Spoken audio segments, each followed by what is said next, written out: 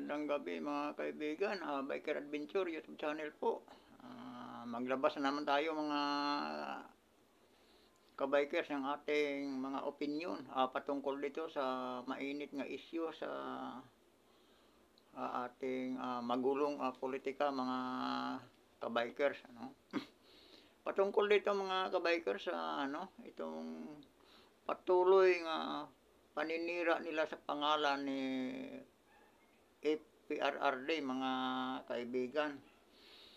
Ito na namang black propaganda nga matagal na tong ginagamit ng mga makakaliwang grupo, dilawan, mga pinklawan, o pati si panahon ni Laila de Lima mga kabikers, itong sinasabi nila, laging bukang bibig nila sa EJK, panahon daw ni PRRD mga kaibigan. Ito yung mga issue talaga nga patuloy nilang ginagamit. Ngunit nakapagtataka nga hanggang sa ngayon, puro propaganda lang sila. Ni minsan hindi nila nakakasuhan si PRRD. No?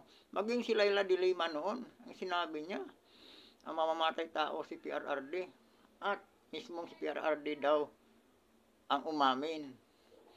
Mga kabikers, si PRRD kasi mga kabikers, mahirap hulaan ang kanyang mahirap siya. Sabi nga ni Rapi Tulfo, si PRRD daw ay hindi si Rapi Tulfo, si Ben Tulfo, isa sa mga Tulfo mga kabikers. Sabi niya, si PRRD ay tao nga hindi mo basta-basta nabibitag. Kasi mahirap daw hulaan ang ni PRRD, ang galawan, no? Pati mga media man, pati mga reporters nahihirapan, hindi mababasa ang galaw ni PRRD kasi hindi daw mabibitag mga kabikers. Sabi ni Bintolpo mismo, no?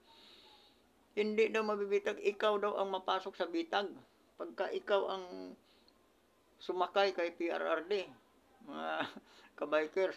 Dito na naman itong si Franz Castro mga kabikers. Ito na naman yung black propaganda niya patungkol kay PRRD. Pakinggan natin mga kabikers itong pahayag ni Franz Castro.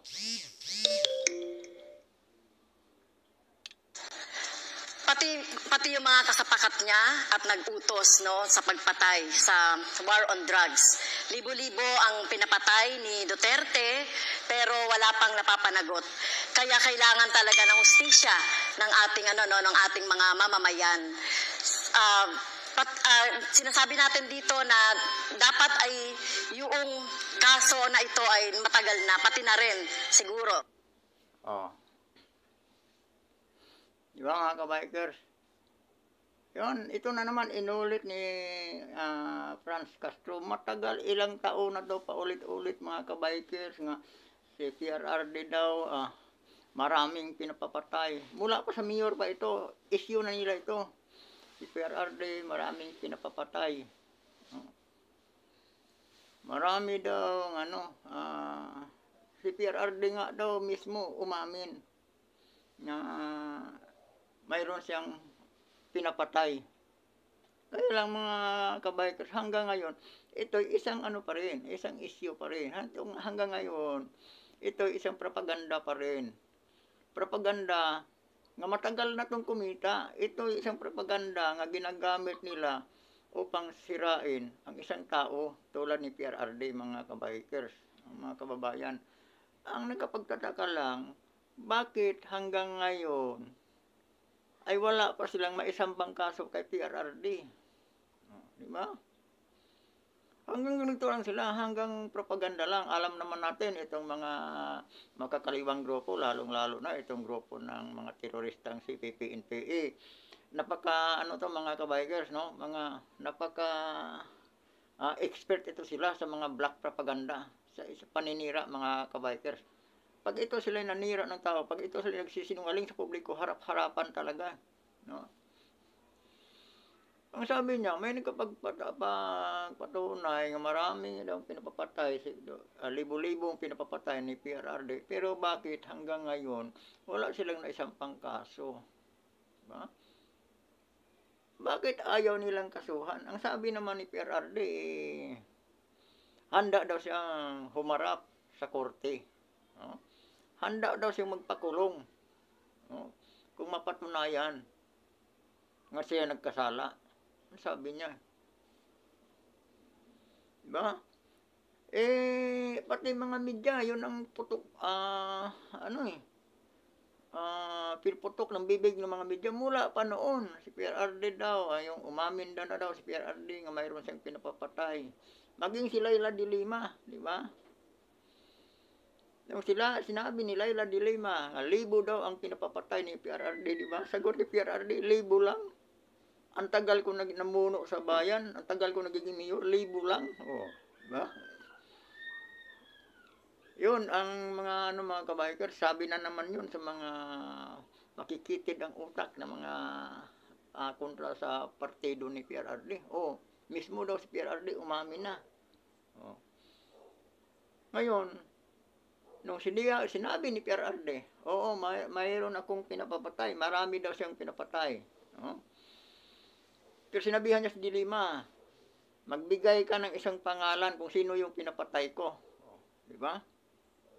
Hanggang ngayon, itong si Franz Castro, mga kaibigan, sa tingin nyo ba, kung may katotohanan, yung ano niya na yan, kung ano-ano nang sinampan niyang kaso kay PRRD, hindi niya ito isasampa sa korte. Hindi na. Yung mga sindikatong congressman na yan, kung talagang hindi lang propaganda yung sinasabi nila, yung ijiki nga nakailang ano na sila, mga kababayan, nakailang pahiring na dyan sa Quadcom, yung mga sindikatong Quadcom, hindi pa kaya nila ito dadalhin sa korte kung may patbunay sila. Kaya lang mga kababayan, hindi nila gagawin yun. Kasi, ano lang to sa kanila no?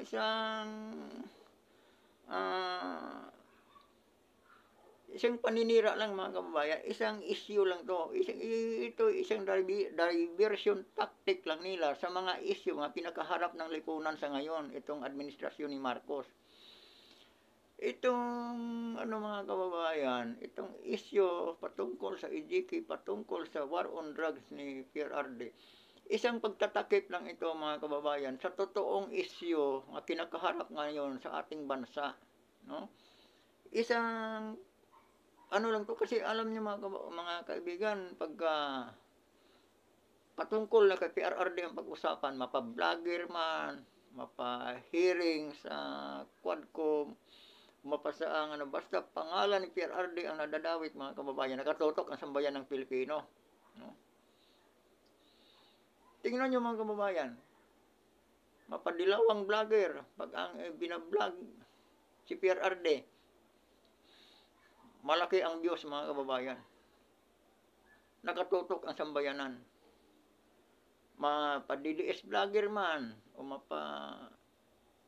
CPP-NPA ang gagawa ng magdala sa issue patungkol kay PRRD, mga kababayan, sigurado nabibinta.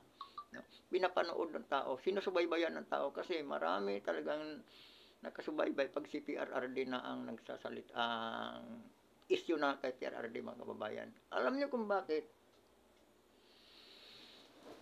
Si PRRD kaisa-isahang presidente, ang tanging presidente nagpapaganda sa ating mga kababayan, sa ating bansa. Kaisa-isang Pilipinong presidente mga kababayan ang nakakuha ng pinakamataas nga respeto sa iba't ibang leader sa buong mundo. Alam niyo kung bakit mga kababayan? Sa panahon ni PRRD, ilang OFW ang nahatulan ng kamatayan. Diba? Pero si PRRD talagang isang leader, isang great leader mga kababayan kong ituring. Talagang sagad sa buto, talagang paglalaban talaga niya ating kababayan nga, hindi talaga may nabibitay ba mga kababayan? Ilan ang nahatulan ng bitay sa panahon ni PRRD? Ni isa mga kababayan, walang nakapagpabitay. maging sa Saudi Arabia, maging sa Kuwait, maging yung sa Malaysia, mga kababayan. Di ba? Yung nakasuhan ng drug trafficking. Oo. Na sintensyahan din ng bitay. Pumayag ba si PRRD? Barter niya lahat. Hindi talaga siya pumapayag. Yung mga ang kaso mga kababayan noong panahon ni PRRD sa mga ating mga OFW yung inabuso, krimen, no? Pagpatay. Dinidipinsahan ng kanilang sarili. Alam naman natin mga kababayan, pag doon sa ibang bansa, lalong-lalo na pag doon sa Middle East area mga kababayan, wala tayong boses doon. Wala tayong boses doon, kasalanan natin at hindi. Pag doon tayo sintensyahan, walang mangyayari. Wala talaga tayong doon mga kababayan. Pero nang umupo si PRRD, lahat sila nanginginig, lahat talaga sila tumitingala kay PRRD. Maliban sa tapang mga kababayan. Andiyan na yun, number 1 na yung tapang talaga.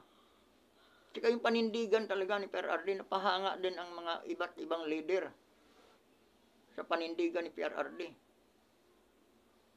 Hindi talaga siya pumapayag ni isang Pilipino, isang kababayan niya ang mamatay doon sa ibang mapaparusahan ng ibang mga kababayan. Pero itong administrasyon ngayon mga kababayan, isang Pilipino naparusahan. Anong sabi ng presidente natin? Deserve daw sa kanya yun. Pero si PRRD mga kababayan, lahat ginagawa.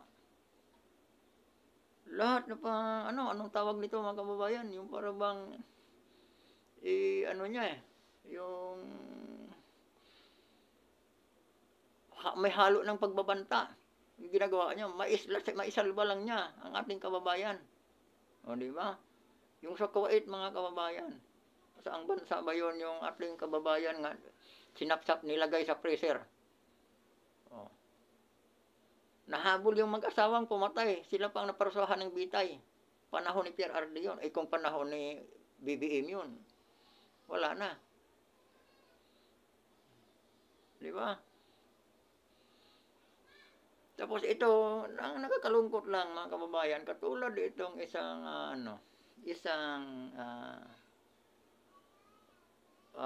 legal front ng CPP-NPA. Sa madaling salita, isang NPA mga kababayan, itong ang sabi niya, dapat daw makasuhan, dapat makulong si PRRD dahil sa kanya marami siyang napatay, libo-libo ang napatay sa kanyang pamumuno. Di ba isang sampal sa atin yan mga kababayan, ang naghahabol kay PRRD upang makulong, ay siya dapat ang makulong kasi siya convicted na. Isang child abuse, kidnapping at child abuse mga kababayan. Alam mo kung saan nila dadalhin itong mga bata upang magiging NPA. Nahatulan na siya sa korte. Di ba? Pero hanggang ngayon, andyan pa siya. Bakit ba? Dahil ba siya isang congresswoman? Pag isang congresswoman ba, hindi nakukulong? Tapos ang dating isang magiting presidente ng bansa, ay gusto pa nilang ipakulong. Wala pang kaso to mga kabikers, PRRD. Kanilang sinisira mula noon hanggang ngayon ang sinisigaw nila, kailangan daw siyang makasuhan, kailangan siyang makulong, kailangan daw niyang pagbayaran ang mga kasalanan kanyang nagawa. Bakit? Ang tanong, bakit hanggang ngayon puro lang sila dakdak? Hindi nila madala sa korte yung sinasabi nilang kaso, yung sinasabi nilang mga pinapatay ni PRRD. Si PRRD mismo ang nagtanong. Kasi si PRRD, alam naman natin mga kaibigan, si PRRD, sabi nga ni Bintolpo, mahirap daw basahin ang isip ni PRRD. Pati mga media man, hindi nila mababasa ang galaw ni PRRD. Kasi ang mga biro ni PRRD, mga kababayan, ay malaman. No? Ang mga biro ni PRRD, nagpapatawa, pero malaman mga kababayan. Di ba? Inamin daw niya, oo, inamin nga niya mga kababayan. Kaya lang, itong mga bubo man ako mga kababayan, pero mas bubo itong mga grupong ito. Diba? Tandaan natin, si PRRD, isang abogado. No? May isang kriminal bang aamin nga siya kriminal, harap-harapan? Sasabihin niya, mayroon siyang pinapapatay. Oo daw, nagpista ngayon yung mga dilawan, yung mga ugok ng mga ano, pati yung mga midyaman. Oo, umamin na si PRRD. Si PRRD mismo umamin na mayroon siyang pinapapatay. Noong biniltahan sila, magbigay kayo ng isang pangalan ng tao nga pinapatay ko. Diba? Doon sila patay mga kababayan. Kahit pagsabing Juan de la Cruz, di na mabanggit eh. Doon sila tinatawanan ni PRRD. Hanggang ngayon, yun pa rin ang isyo. Ito pa rin ngayon, ang platapormang ginagamit itong NPA nga si Franz Castro. Mga kababayan, ulitin ko, baka tayo mabiktima sa mga bulaang ano na to, no? Mga politiko. Huwag tayo magpadala dito mga kababayan, tandaan natin, dapat ito si Franz Castro ay nakakulong na. Gusto pang pumasok sa Senado itong si Franz Castro mga kababayan. Ayun sa Kongreso pa nga sila mga kababayan, tingnan nyo. Diba? Ang mga militar, natatalian ang mga paa dahil sa mga ito. Hindi sila gaano dinumiro ang kanilang galaw sa operasyon para laban sa mga teroristang NPA dahil may mga protector nga nandyan sa loob ng Kongreso mga kababayan. Mabuti na lang, pag upo ni PRRD ay nabawasan na sila. Tapos ngayon mga kaibigan, magbabalikan na. Sa Senado na gustong pumasok itong mga kaalyado ng mga komunistang CPP-NPA. Iisa-isahin natin to sila mga kababayan. Huwag tayong magpalinlang sa mga taong ito. Ito, sa ngayong vlog ko, ito patungkol kay Franz Castro sa sunod mga kababayan. Yung iba naman ang ano natin. Huwag tayong magkamaling iboto itong mga ito mga kababayan. Ang gagawin na lang natin, street voting tayo mga kababayan. Vote straight at Team Duterte tayo mga kababayan. Iligtas natin ang sambayan ng Pilipino, ang inang bayan mula sa mga kamay ng mga sindikato, mga korap, mga congressman at senador mga kababayan. At saka itong mga teroristang CPP, NPA nga ito, mga kababayan. Join sa persa nila mga kababayan upang buwalin ang mga Duterte. Hindi ko na masyadong pabain mga kababayan ito ang aking video at maraming salamat na lang sa panonood nyo dito sa aking munting YouTube channel at paki-subscribe na lang din mga kabikers, mga kababayan. Kailangan ko ang suportan nyo dito sa aking munting YouTube channel upang lalago itong aking channel mga kababayan. At maraming salamat at sa muli, Biker Adventure po at bumabati sa inyo ng magandang gabi sa inyong lahat mga kababayan. Huwag natin kalimutan mga kababayan, ngayong midterm election sa May 2025, vote straight Team Duterte mga kababayan. Maraming salamat.